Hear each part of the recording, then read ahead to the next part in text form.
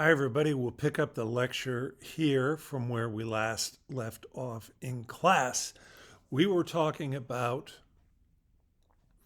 the nation state project of the United States, that is, as a new nation, how this country would proceed to define itself, mostly with respect to the future. And its particular interest, of course, in future land holdings, that is, the annexation of Western territories and what was known as the Ohio Valley in particular, but the broader Mississippi River Basin, that is, the large part of the continental real estate between the Mississippi River and the Appalachian Mountain Range.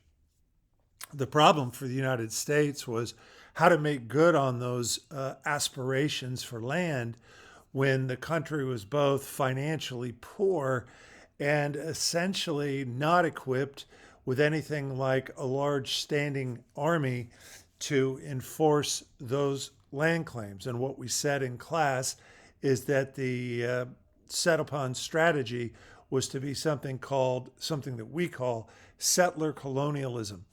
And the new Constitution actually held important keys to understanding the future of settler colonialism and the nation state project. We can look at some of the specific language from the Constitution here from Article 4, Section 2, Clause 2 of the Constitution regarding territory and other property. The Congress shall have power to dispose of and make needful rules and regulations respecting the territory or other property belonging to the United States. So the key reference there to territory now suggests that the intention from the start was to expand the territorial boundaries of the United States into those western regions. Article 4, Section 3, Clause 1. New states may be admitted by the Congress into this union. So that was like the corollary of the previous clause, in that those territories once populated with settlers, English-speaking, white Christian settlers, presumably, would now be eligible for organization as states that could be admitted into the larger United States.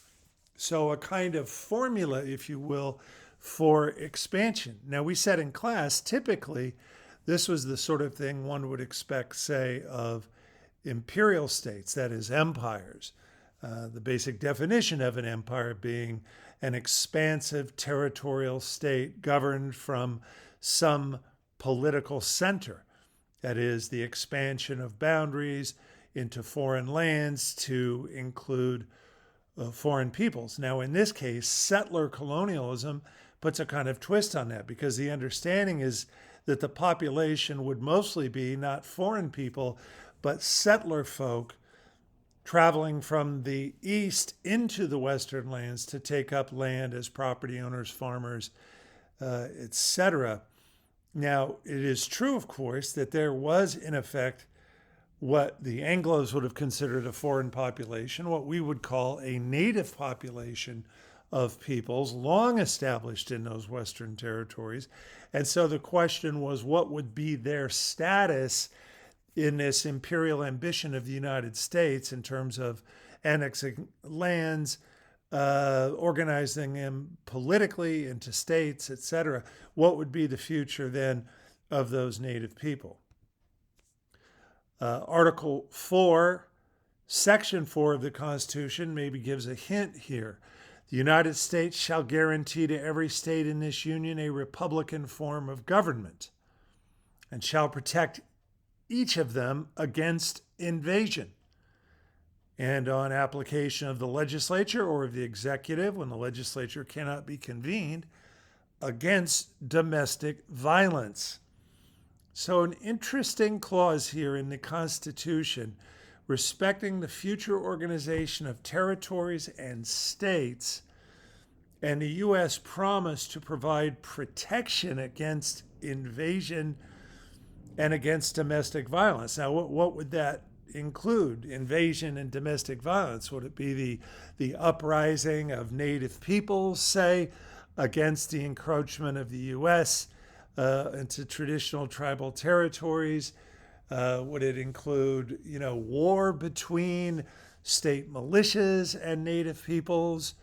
It's not clear here in the language, but if we put this into context, that's in large measure what it did mean. That is, the United States fully expected there to be a military solution to this question of what and how native peoples might be defined in this larger political scheme, this larger scheme of annexation, of territorial annexation by the United States. Looking for some more clues.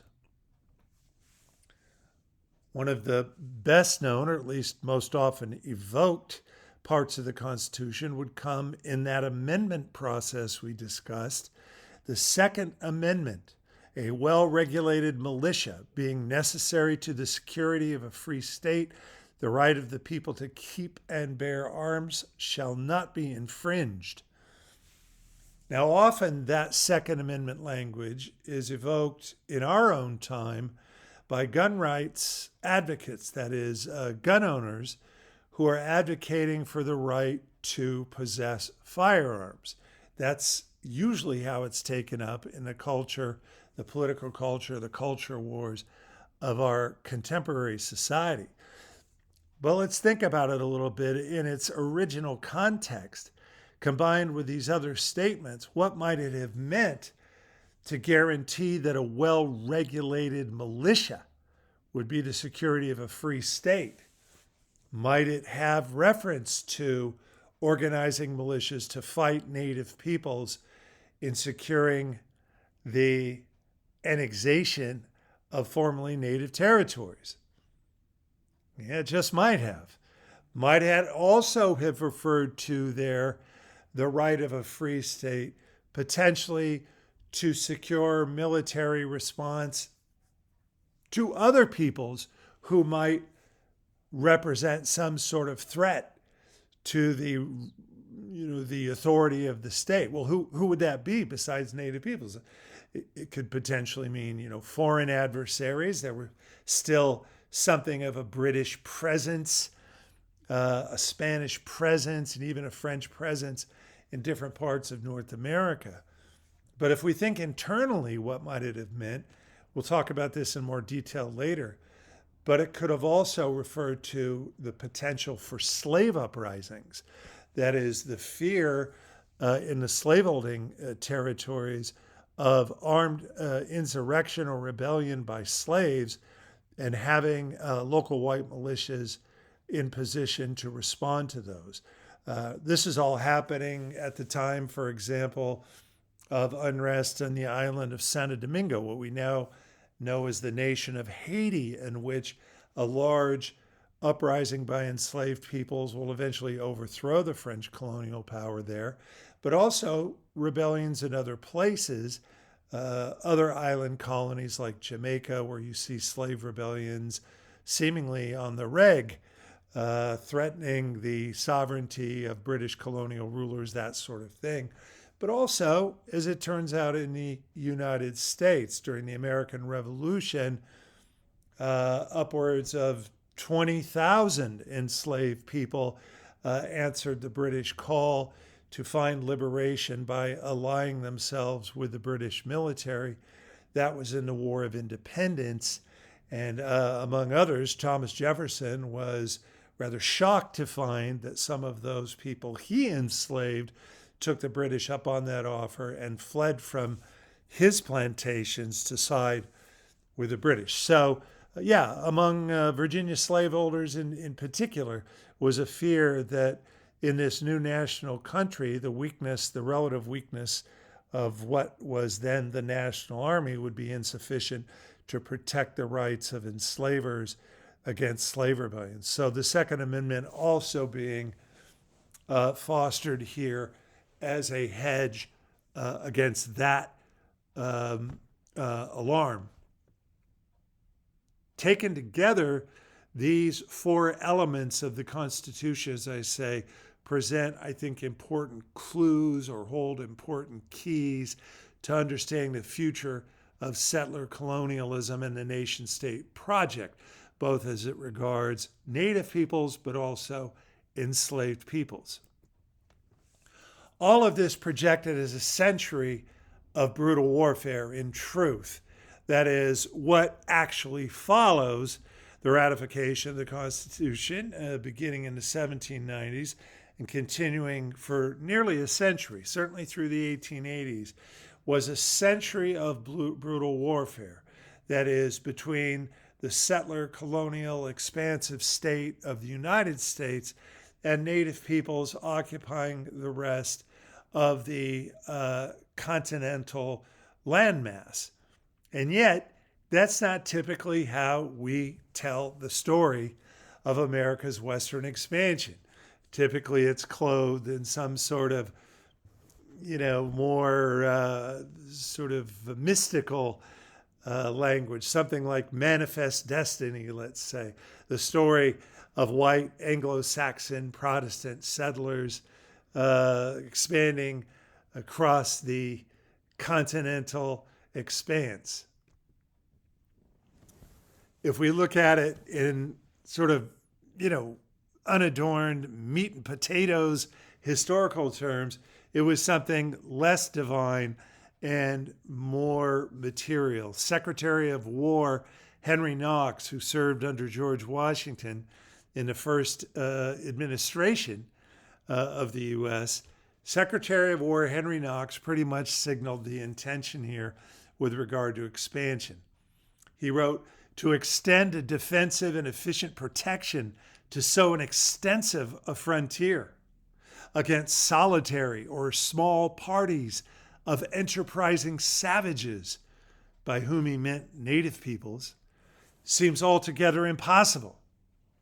No other remedy remains," said Henry Knox, "but to extirpate utterly, if possible, the said banditti." Well, if you're wondering about his language there, let me help you. Extirpate simply means to exterminate, that is, remove entirely. And a reference to the said banditti, that refers to native peoples who offered resistance to U.S. expansion, whom Secretary Knox has classified now essentially as bandits, as criminals, to be dealt with summarily, to be extirpated by the military forces of the United States. So yeah, that's not quite so so mysterious or mystical as manifest destiny. That's just good old-fashioned empire building with a kind of racial cast. As I say, implied in the Second Amendment was the organizing of local militia forces, what we might call irregular military forces, and that they were not part of the formal U.S. Army complex. And it was the militia forces in the West, the irregulars, in other words, because they weren't professional soldiers after all. By day, they were tradesmen and merchants and farmers, etc. And thus we call them irregulars in formal military terms, became the hallmark of communities of so-called backcountry settlers to prevent marginal areas from seceding due to lack of protection. And that was one of the federal government's greatest fears, that Western territories would not remain aligned with the U.S. if the U.S. was unable to protect them. And so what was struck upon was a tactic of counterinsurgency warfare. That is, if we take the strict definition of that, created to destroy native resistance, protect settlers and their land claims. Now, counterinsurgency suggests that, the resistance of native people was somehow itself illegal or improper. That is, to call something an insurrection is to say an uprising against lawful authority. Now, that's not how native people would have looked at it, of course. They would not have recognized the United States as anything like a lawful authority in those native tribal areas. And nevertheless, the U.S. imposed those claims and opted for then what was supposed to be a counter insurgency tactic, which was just a kind of fancy name here we might use to a sort of scorched earth policy. As Secretary of Knox suggested, it was impractical to think that a single military body could be everywhere all at once to face, individual tribal bands of fighters or resistors. So the idea was, instead of doing that kind of whack-a-mole strategy, we might call it, counterinsurgency simply meant a scorched earth policy. Not conventional warfare, in other words, not lining up militaries against one another on the field of battle, but irregular forces, in other words, a special ranger unit, for example, of 500 mounted Kentucky militiamen is organized to range along the Wabash River, for example. This is in the early 1790s. The Wabash River, which covered much of the watershed of what is now Indiana, southern Ohio, and Kentucky. A special ranger unit of 500 mounted Kentucky militiamen, that is, white settlers organized into an irregular military group, to simply perform reconnaissance along that whole Wabash River watershed, and to, wherever they would find them, burn native settlements, towns, and fields, take civilians captive, including women and children, and to try and draw out the fighters who were otherwise quite mobile and typically evaded the white militia units, to draw them out under duress of seeing their women and children taken captive, their towns burned, to draw them out for something like effective battle. And so this model of counterinsurgency warfare becomes the go-to standard for the U.S. in its ambitions where Western lands are concerned. So effective was it generally that George Washington organized through his military branch an army of irregulars, not just a few companies, in other words, but essentially an entire army of regular ranger soldier fighters under Major General Anthony Wayne, whose nickname was Mad Anthony Wayne, if that gives you any hint as to his character. And it was during a campaign of counterinsurgency from 1792 to 94 that Wayne's army of irregulars was able to essentially defeat the active resistance, military resistance, of the native peoples living in the Ohio Valley. Peoples who had essentially confederated amongst themselves to try and resist this encroachment into their territory. But this especially brutal form of warfare was used to break their military will. And it was at a Battle of Fallen Timbers in 1794. I mean, this is how it's depicted in the Anglo accounts as a battle. But remember, this was preceded, not in conventional military terms, by the positioning of armies on a battlefield, but by the relentless and ruthless attack against the civilian population of native peoples, against their food base, burning food crops, destroying villages, taking civilians captive, and then drawing out the fighters, into what could then be termed a battle. And it was such a battle in 1794 that Anthony Wayne's forces met and defeated a confederated force of Miami, Shawnee, and Western Iroquois fighters. The fruits of all this warfare, of course, was captured land, and it was the sale of that captured native land that was the primary revenue then for the federal government to begin building a more regular military force, not to mention, investing the profits from those land sales into other aspects of federal governing. The expansion of settler colonialism into Western territories was equated in the telling of this story, what we call the SVH, with democracy itself.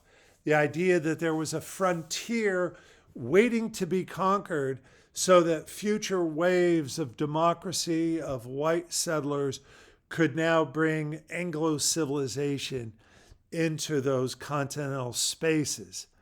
Here you see a portrait painting by the artist George Caleb Bingham, who kind of specialized in these Western paintings, called The County Election, which is meant to represent that kind of grassroots democracy of white folks in action.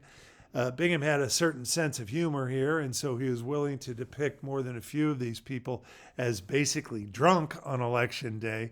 But overall, that was part of the good-humored, raw, earthly image of the spread of American democracy.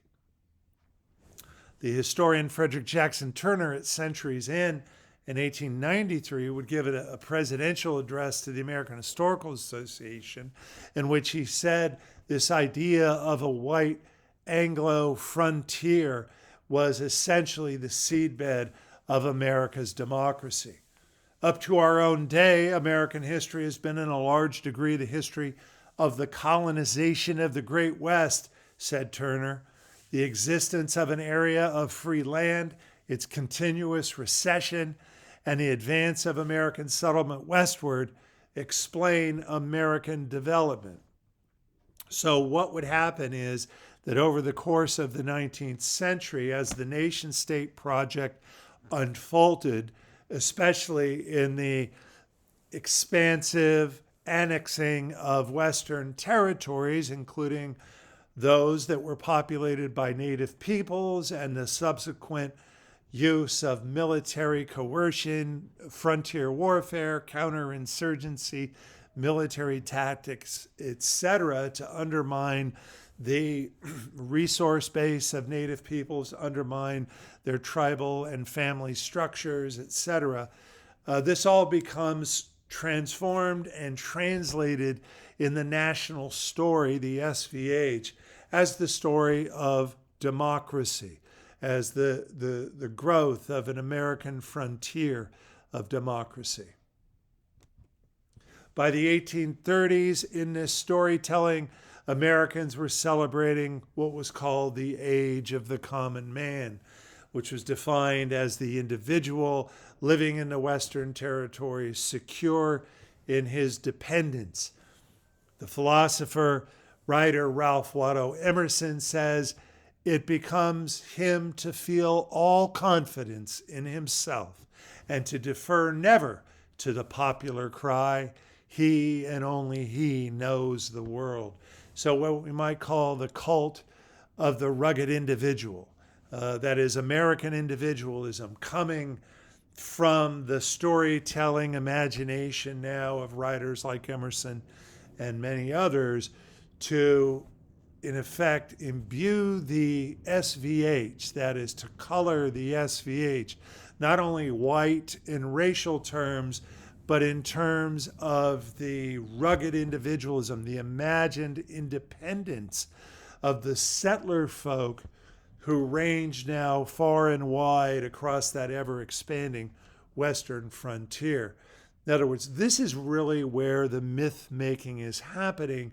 It's happening in response to, in some cases, decades later, from the actual events in the storytelling, the mythologizing, in other words, of the American nation-state project. And the person who will become more than any other, I think, personally associated with this project of nation-state building, the man of the people as he was known, would be Andrew Jackson.